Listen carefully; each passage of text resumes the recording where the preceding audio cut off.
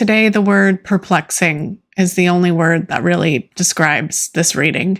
It feels instructional, so I don't know if it's the same typical types of readings that I do. It's taken a little bit of a different approach here. Please always check the descriptions, especially if you're curious how I got what I even channeled. Sometimes it's meant to connect the dots for you. What I try to do is focus on simplifying my readings, especially as some aren't interested in those complexities and those details. But if you want those details, they'll always be in the description for you here on and out, especially as these readings get more and more complicated and nuanced. The energy here today feels very similar to yesterday in ways. It's maybe a little bit unconventional and it's disruptive. I think this is more so emphasizing on the sleep issues and disturbances that we talked about yesterday in yesterday's reading. I'm getting a lot of hits about it. I'm staying up with you, definitely. And this will particularly resonate with those who are both having sleep disturbances and also at the same time having a hard time letting go of someone or something alongside that. I'm being drawn to explain that this is a reading for those who keep cycling between releasing and feeling that freedom of an old connection. They're basically going back and forth between feeling great freedom, feeling disconnected, feeling positive, hopeful, and then feeling like they're back at square one again. That's who this reading is for. I kind of see Spirit breaking down this for me and for you almost like an answer type reading. So this is also a message for someone who feels like they need answers or feels like they're missing critical pieces of understanding what's even going on in their psyche. Sometimes people heal without understandings, but this is more for those who need grounded understandings in the spiritual and metaphysical laws. And I get that that collective is kind of like underemphasized and untapped into. Sometimes I get presented messages that help the collective in like a grounding understanding way. I don't know if you guys have seen that. Is like, for example, with like the Hope Altar video that I did a while back, the only tarot reading you'll ever need again. It feels like kind of a spin-off of that today. Is it's taking something really spiritually abstract and providing the reasoning behind it. And I think the intention is to help a certain collective that needs that to move forward, because it's often just like not talked about. It's often not explained. So now that we got who this is meant for, I'm going to be breaking this down, I think, into chunks of spiritual quote unquote reasonings that you can't let go of someone or something. These will be in the video itself only, and I won't be putting it in the description because I'm getting a warning from Spirit that it can be misinterpreted in that way. So instead of providing those things like I always do in descriptions, I'm going to be providing the subtle cues and downloads I got that led me to these answers. And they'll maybe resonate with you, but if they don't, the main meat of the message will be in the video itself, not in the description. So, okay, so the first reason you can't let go of something or someone is timeline friction. And I'm going to explain what that is. Timeline friction is in the spiritual realm when you're evolving and the old versions of you that were attached to these people rub against your new self and what you're becoming. Basically, what happens is that friction, that rubbing, creates kind of a memory glitch. And your subconscious brain, what it's doing at that point is replaying unresolved patterns, even if you've consciously moved on from them. So let me give you an example to continue this. Is let's say you're texting a new person or you're talking to a new friend or an old friend, doesn't matter. And suddenly you get like this hard energetic ping or thought that you used to overthink every message in the past and how you're not doing that now, or how jealous you used to be in this old connection. But basically you're replaying these like indications of your old self in your brain. There might be emotion attached to it, but essentially it's living in this new world and re-engaging with the old world.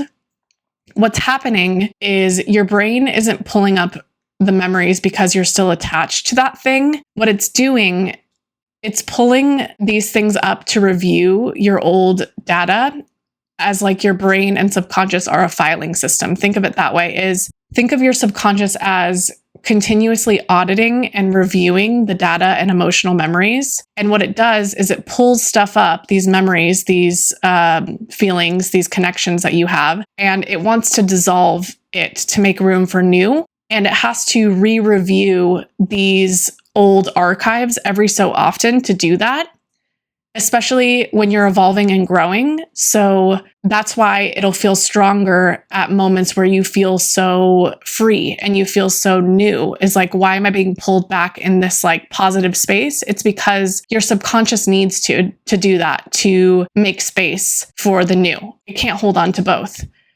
So when these tugs happen, or when these friction points rub up against each other and you're faced with that again, Spirit is asking me to explain that what's happening here is more filing. It's more process oriented. It's bringing up those thoughts to remove that old storage.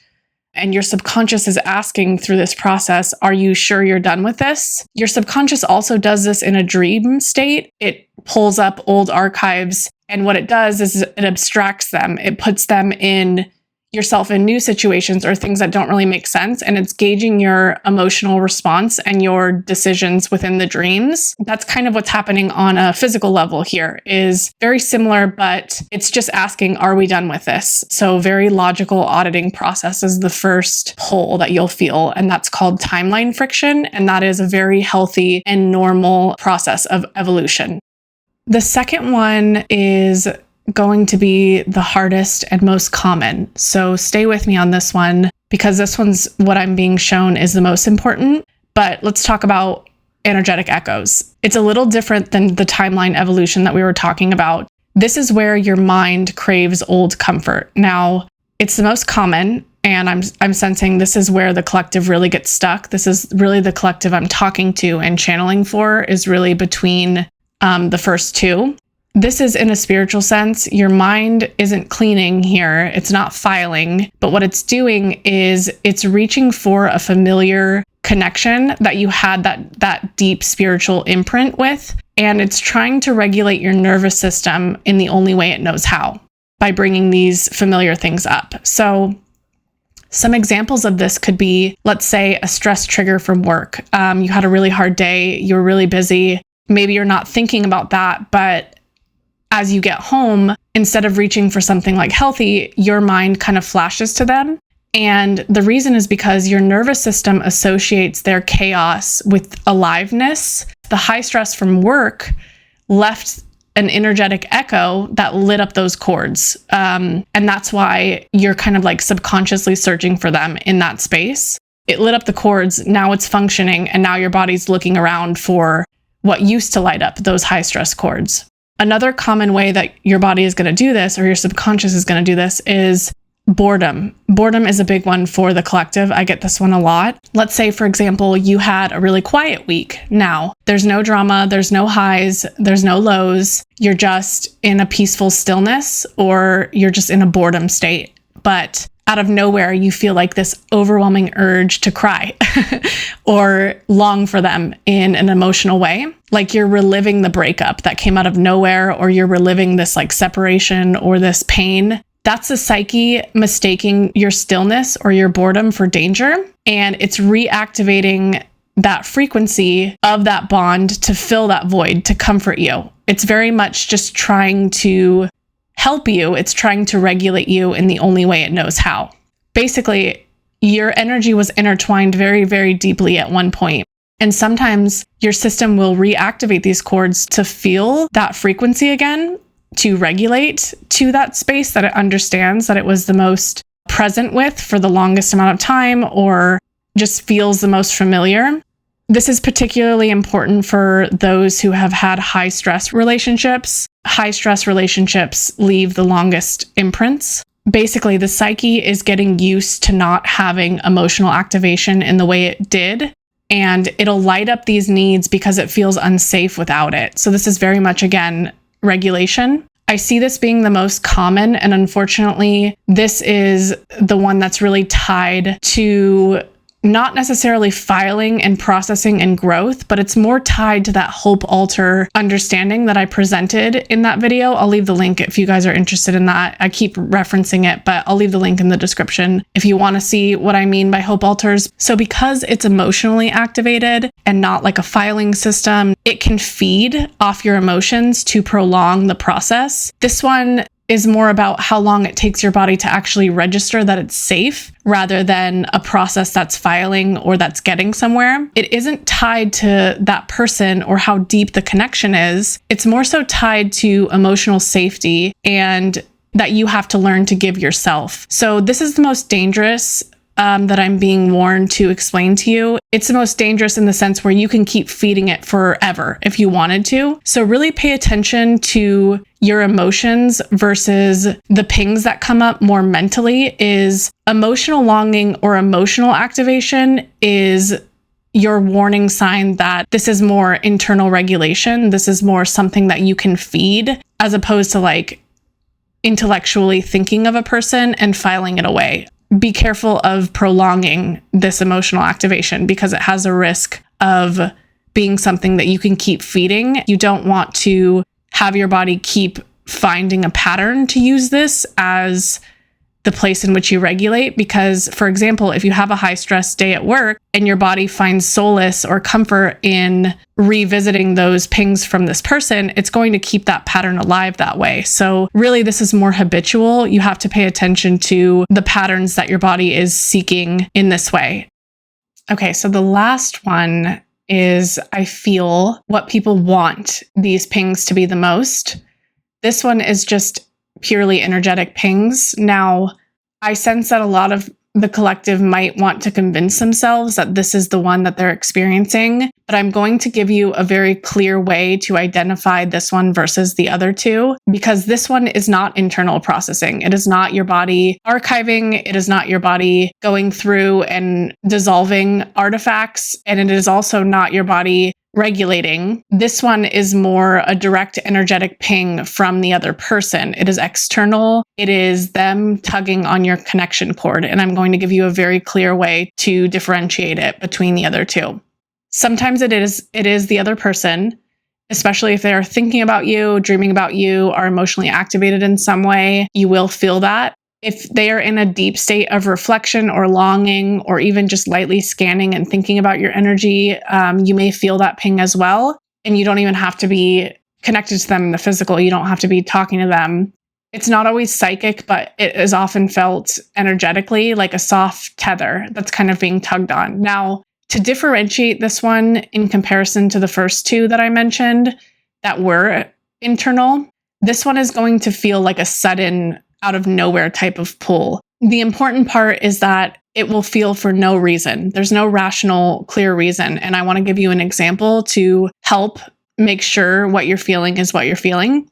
Let's say you're folding laundry and you're not thinking about anything when suddenly you just get their name in your head. There's no buildup. There's no emotional spiral. There's just a sharp, random thought of them that comes out of nowhere. And what's important is that it has that out of nowhere quality that makes it feel like their ping versus your internal processing. And I want you to know that this will feel different because you'll notice no emotional longing that follows this. And that's very important. It's important to notice the emotional longing that comes before and after this. Is sometimes a good way to know if it's just them is if you have multiple connections at once that you're kind of like attached to from the past. When you're internally processing something, typically all of those past karmic connections or entanglements could come up at once. And that's a good way to know that it's an internal point of friction. But if it's just this one person that comes up and you notice there's no emotional draw to it, there's no longing that fills the space in between, it could very well be their energy. So just think about it in the sense where internal processing typically involves multiple connection points that are happening at once. So if you notice a person, a work situation, all of these bad things that you don't want to think about are all resurfacing at once, that could very well be an internal processing point, whether it be you're learning to regulate or you're archiving and processing something for more space because you're evolving. The difference here is that this will be a one energetic pull. This will just be one thing. It'll be singular, and it shouldn't be followed by emotional processing. You shouldn't have any longing. You shouldn't have any emotions attached to it. It'll just be out of nowhere. You get a ping from them and you don't understand why, where, or how. That's usually another person scanning, processing, or doing something that is pulling at your energetic cord. This last part is maybe a confirmation to those who already instinctively know to do this, but keep leaving comments. The comments themselves do not have to be anything personal about you. Think of these as energetic nudges. This helps me align to your energy more efficiently and be able to channel for you, and I want to be able to do that. I read each and every one, always. None are missed, none are ignored. I am so thankful for each and every one of you and love you all. So, cheers, friends.